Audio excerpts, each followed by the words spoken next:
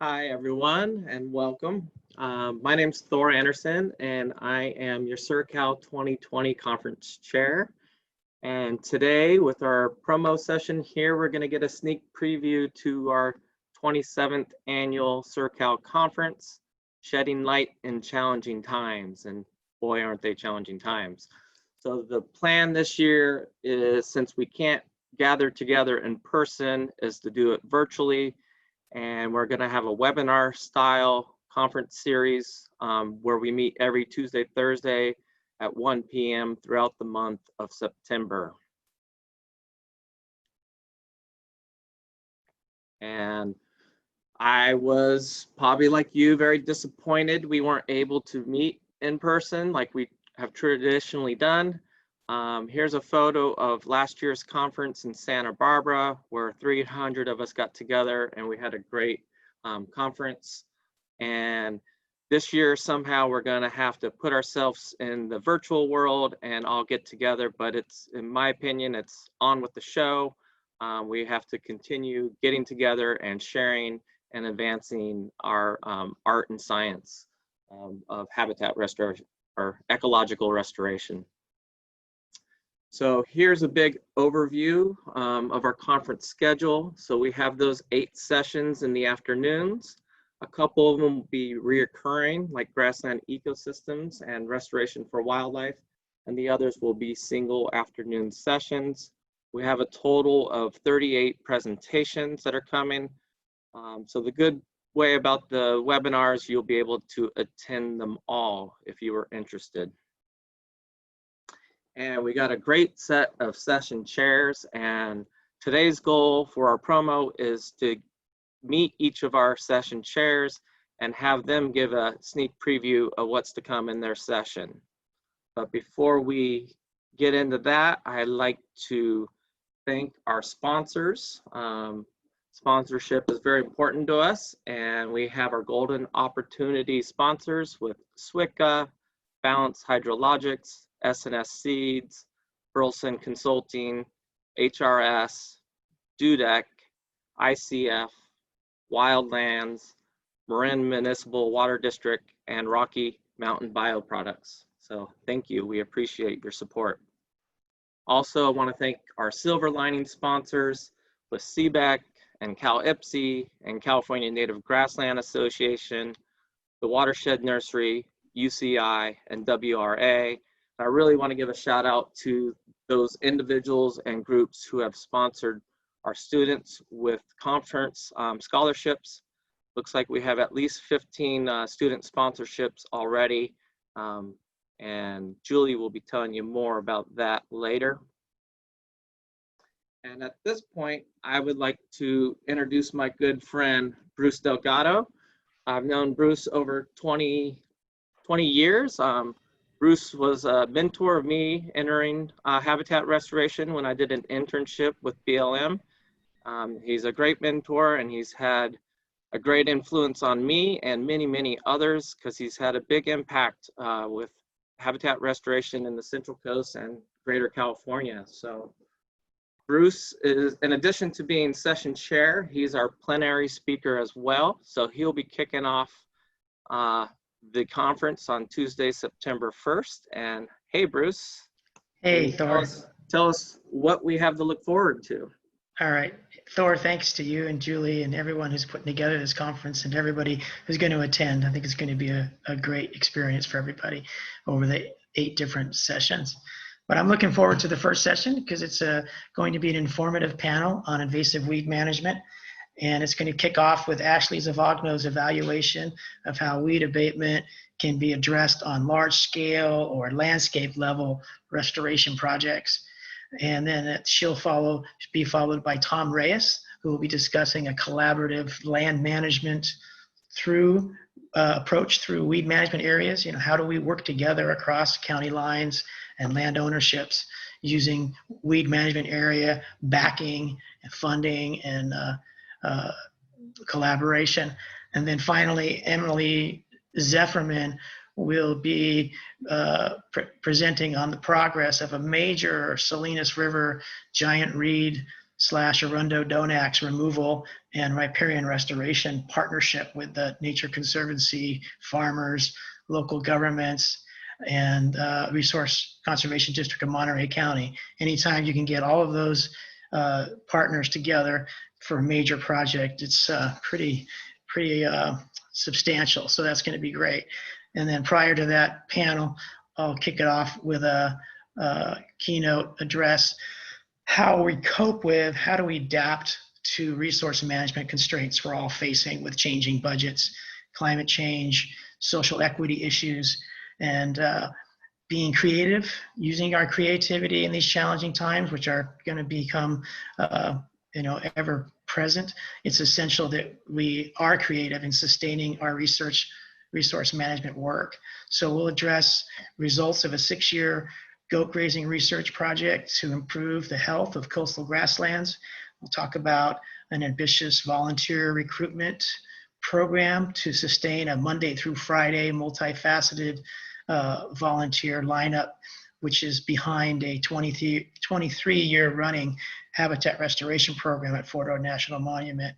And as well, we'll discuss the elephant in the room, how we address social justice issues of the Black Lives Matter movement, resulting in a more diverse participation and leadership in our natural resource management fields. And that will include some personal development look within each of us to understand and hopefully welcome discussion of internalized oppression, systemic oppression or systemic racism, and other Black Lives Matter issues that are kind of rocking our world right now.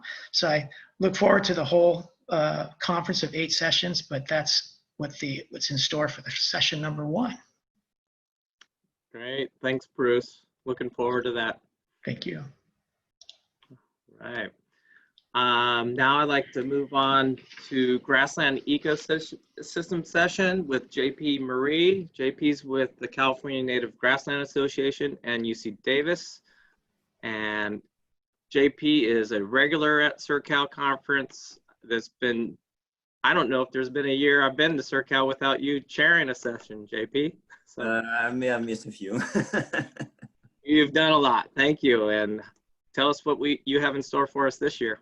All right, before I start, I just want to thank SERCAL for adapting for unprecedented times and for working very hard to host a virtual conference. I know firsthand it's not easy, so thank you for all your hard work. And also thank you for hosting a grassland session that I'm really excited about. So I hope after my quick talk, you will be as excited as I am. Our session is divided in 2 days. We have September 3rd and September the 17th. We're going to start on the 3rd with a lightning talk by Tarneh Imam from eCorp Consulting. She's going to talk about translocating mature needlegrass for restoration, followed by Sarah Gaffner from UC Davis and also CNGA. She's going to talk about native grass resistance to noxious weeds. Then we have Christopher Hart from with the BLM, Bureau of Land Management. He's going to talk about goat grazing on coastal grasslands. Then Julia Michaels with UC Davis is going to talk about positive impact of grazing of vernal pools. And we're going to end the day with the annual update on biocrust by Brian Palmer with UC Davis. Then on the 17th, we're going to start with Justin Luong from UC Santa Cruz. And he's going to talk about what happened to grassland restoration sites long-term. So look at economical impact and so forth. Then we have Aaron McDermott from Nomad Ecology. He's going to talk about restoration of rare plants and serpentine grasslands. Angie Harbin from Wood Technical Consulting Solutions is going to do a case study on reestablishing threatened Otay tar plants in the San Diego County. Ben Dretcher at UCSB is going to talk about the possible loss of granivores based on compositions of seed broadcast mixes. Maddie Nolan, UCSB, It's going to talk about the impact of drought on grassland in Southern California. Then Jake Schweitzer is from Walmart Natural Land Consulting, is going to talk about propagation of reintroduction of large flowered fiddleneck. And we'll end the day with Travis Stokely at UCSB.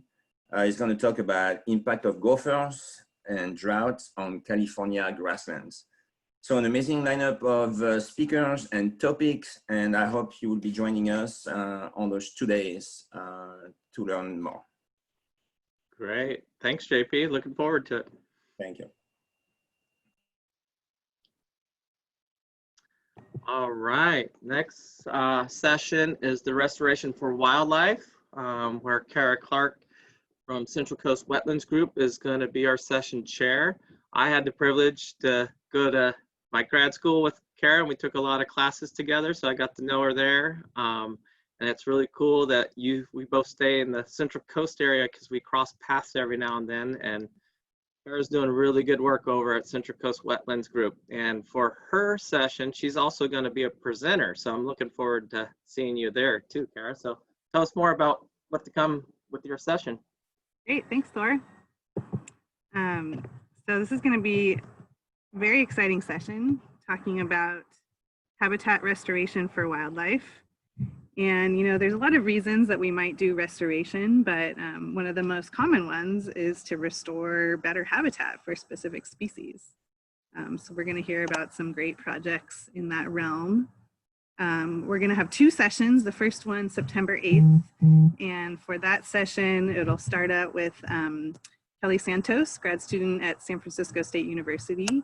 And she's going to talk about Sueda californica, which is an endangered plant, and methods to restore it to the San Francisco Bay, which would then benefit the Ridgeways rail and the salt marsh harvest mouse.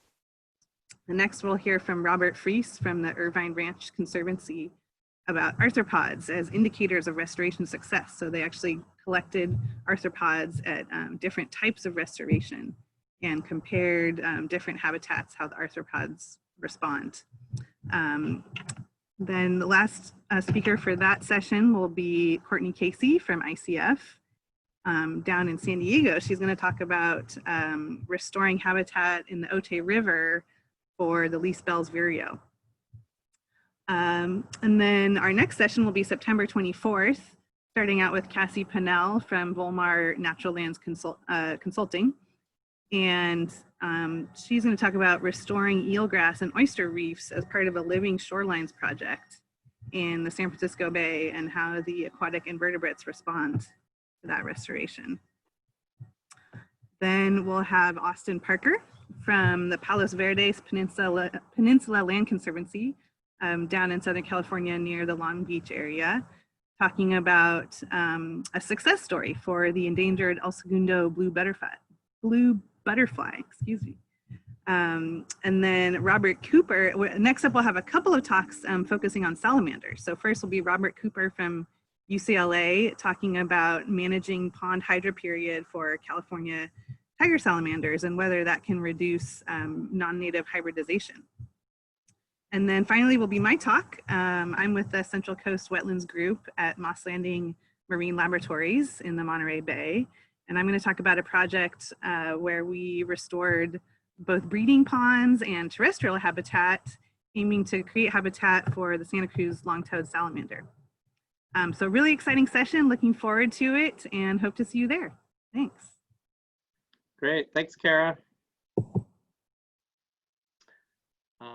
Next, I'd like to introduce Eric Donaldson with Balance Hydrologics. And Eric, I have to say, the title of your session is, I voted for my favorite, Landsat, Drones, and Fairies. You got to tell me more about fairies.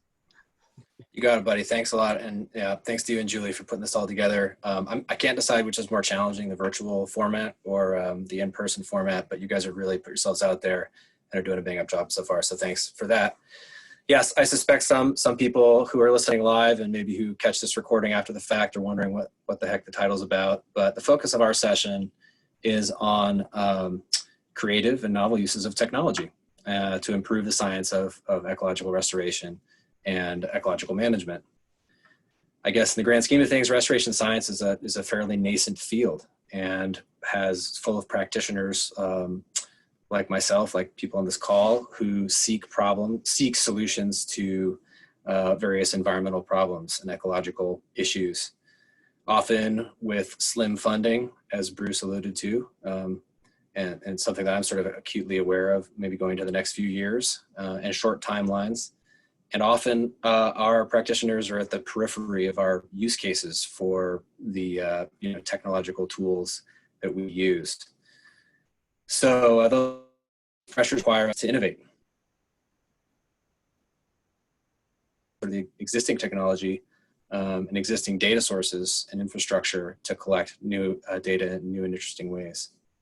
So we've got two talks that are presenting new methods of using drone data and at a fairly sophisticated level, very sophisticated level, I should say. So I'm excited to those. I'll just point you to the abstracts. Won't go into too much detail there.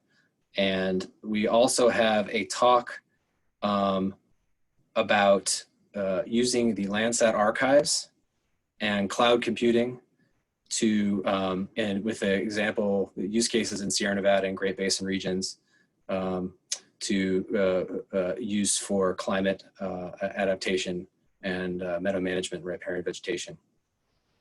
And then finally, we'll have a talk from a scientist in Washington State. However, I'm imagining all sorts of potential opportunities here in California, looking at Fairies for Science and the Internet of Things, a program developed or participated in by Brandon Sackman and presented here, using low-cost environmental monitoring solutions on existing ferry lines to collect water quality data. So I'm looking forward to that. Should be interesting. Hope to see you there on the 10th, September 10th, 1 o'clock. And I'm excited and grateful to our speakers as well for being flexible about the presentation format. They were all gung-ho, and so it's great to see. I'll hand it back to you. All right, thanks, Eric. Looking forward to it. Now I'd like to move on to green spaces and trails with Ron Unger and Victoria Monroe, both with the California Department of Fish and Wildlife. This session, I'm really intrigued on it. It's a little out of the box for a SERCAL session. It's going to be talking about landscape connectivity and human activity and wildlife behavior. And Ron, what do you have to share with us on this? And Vicki, are you coming up on the screen? I don't see you yet. Well, thanks, Thor. There we go. We are real excited. We're going to co-moderate this session. And, green spaces and trails, as you said, restoring landscapes for wildlife and people. It's somewhat of a new session for SERCAL and very appropriate, especially at this time with so many people.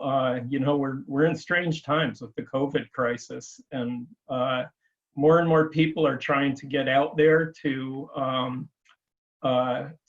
learn and find solace in wild areas. And so we as restoration ecologists need to address that. We think this session will help restoration ecologists and land use planners with the tools and case studies that speak to how and why we need to be thinking about and creating green spaces and trails for both people and wildlife. We have several speakers, and I'm going to give we're going to do it in two sets with panel discussions, Q&A sessions after each set of speakers. We have a total of 7, and I'm going to talk about the first 4, and then Vicki will do hers, and then we'll talk briefly about the session. So I manage the California Department of Fish and Wildlife's Landscape Conservation Planning Program.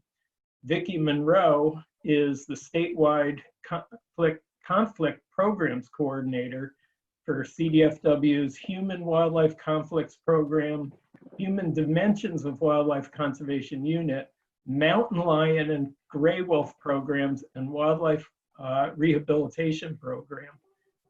Pretty amazing programs we have. And Dr. Alex Huron is lead scientist in that unit, in the Human Dimensions unit. Lindsay Tunis is a wetland and restoration professional with ICF, specializing in wetland habitat assessments and restoration design. Vicki? Yep. Fred Watson is a professor of environmental science at California State University, Monterey Bay, and co-founder of the Fort Ord Regional Trail and Greenway Project. Dr. Justin Sirachi is a wildlife ecologist at UC Santa Cruz, and he researches the effects of human presence on wildlife. Specifically, he's doing a lot of great puma research, the mountain lions. Dr. Susan Townsend is a wildlife ecologist in the San Francisco Bay Area, and she's a principal investigator for the Marin Wildlife Index Project. Dr. Milan Mitrovic is with ICF and has a background in conservation science and wildlife ecology, with expertise developing habitat conservation plans and advanced mitigation strategies. And our team, this team of wildlife and landscape ecologists, environmental science professionals, and planners have talks on what the science will tell us that we need to know in restoring places used for both wildlife and recreation. Those two groups need to work together, and we need to figure out how to get science and alliances to work together to get the needs for all people that need access to the lands in a way that protects both wildlife and values people's recreation needs. We have the amazing programs that I mentioned, Vicki oversees, and that talk is going to cover how people perceive and make decisions on wildlife issues, and how people interact and wildlife interact, and ways we can think of as we increasingly get access to wild areas, how we can reduce conflicts. Think everything from turkeys in city parks to incidents with bears, mountain lions, and wolves.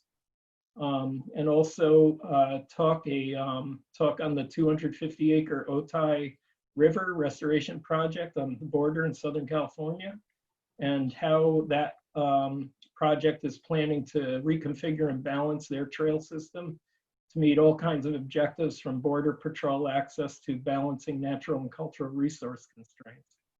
Also a lightning talk on the Fort Ord Regional Trail and Greenway Project in Central California, and how conservation and wildlife connectivity depends on each other to achieve both the recreation needs as well as the conservation needs to succeed. Vicki? Yep, we will also have some pretty impressive discussions specific to wildlife, their behavior, potential impacts, and/or habituation to outdoor recreation and other human use activities. We'll be looking at and speaking on how to measure recreation effects on wildlife over time to see how enduring those effects are, and how adaptive wildlife responses can help land use planners plan accordingly to minimize negative effects. And we'll wrap it up with the challenges and potential solutions for compatible use recreation planning and strategies for outreach and engagement. So we're really looking forward to you coming to join us.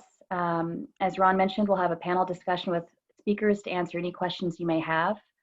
And we look forward to having you join this special session. Great. Thanks, Ron and Vicki. I have a feeling we're going to need a little more than 2 hours on that session. Yes, indeed, you will. Yes. All right. We'll be playing with our cameras to get it right. Yes. Thanks, guys. Next, I want to introduce Carrie Dupler with WRA. She's moderating the Hindsight is 2020 session. And hold on, I'm going to stop the video over there.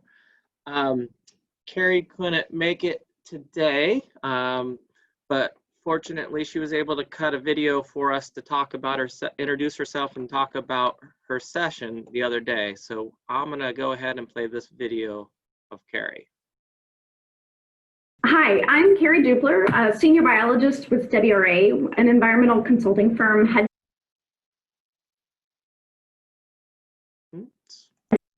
headquartered in San Rafael. I manage biological surveys and permitting for several large-scale projects that range from the Bay Area all the way to Southern California. The session that I'm chairing this year is called Hindsight is 2020. And this session developed from discussions that I've had with biologists and land managers regarding the fact that, especially in consulting, we rarely have an opportunity to review and discuss lessons learned. You know, the good, the bad, and the ugly aspects of restoration projects that went wrong, or even adaptive management strategies that helped lead a project towards success. This session has some great speakers lined up who will discuss lessons learned and outcomes from long-term monitoring of restoration projects. These projects range from the Port of Oakland all the way to Parazzo Meadow in the Sierra. I hope you can tune in. Thanks. All right. Thanks for doing that video, Carrie. Hi, I'm Carrie. And that's the end of our introductions to our session chairs. So thank you all. And at this point, I'd like to introduce Julie St. John, our SERCAL Administrative Director, also the heart and soul of SERCAL. So thank you, Julie. Thank you. Well, as Thor said, it's really sad that we weren't able to meet in person this year, but I think we've really put together something that will at least hold us together until next spring, when we hope to get together and return to Monterey Bay, return to Monterey. So anyway, I hope you will join us. It's registration is really, it's quite affordable. We're not feeding you, which I'm really sad about. But you can register for $75 if you're a member, $140 if you're a non-member. You can pick and choose which sessions you want. And students can register at $25 for the entire conference. And that goes with the next slide, which is just about where we're encouraging you to sponsor a student. I've been so privileged to be with SERCAL for long enough to have seen people go from being a student presenting their first poster to a professional, a senior habitat professional. It is so amazing. And as Pete Tomzovic once said, they're the next generation. We need to help pull them into the field, mentor them, or just give $25 so that one of them can get in for free. I just want to point out the slide on the left is actually the next generation and the generation after that. We had 6th graders last year create posters. And so all of our students who are at the conference, we're just really excited to hold the posters for a photo.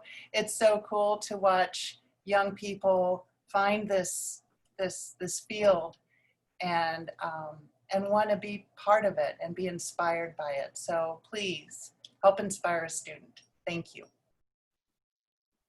All right, thanks, Julie. And that's the end of our sneak preview for our 27th annual SERCAL conference. So looking forward to seeing you guys Tuesday, Thursday afternoons in the month of September. And please visit sercal.org to register and find out more about the conference. And feel free to email Julie or I if you have any questions. Thank you.